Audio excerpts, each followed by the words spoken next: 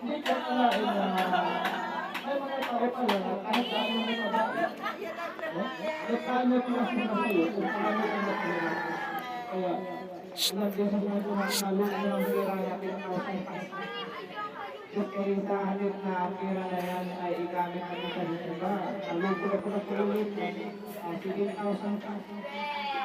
Ako sa segundo na ulit, 5,000 ka, malapit na 15,000. Tapos naman ngayon, ulit na naman ulit, 2,000 na higit.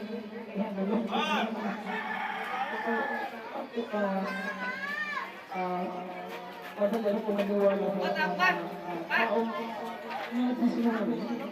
Ang sabi nga sa akin, bago ang asawa ko, wala sa pera, Oy, ay, ay, ay. May kamera. Tahan na, dali. Hindi, mamaya na kasi yun. 1 minute and 30 minutes. Ay, 30 seconds. Malabit lang.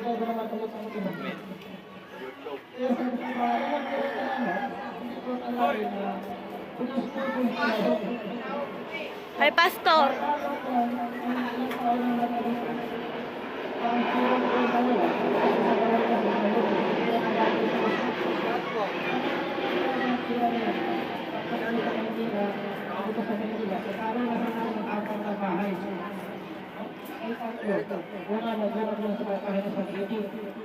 Pangalawa, may bahay na nasyadwa sa akin sa Facebook.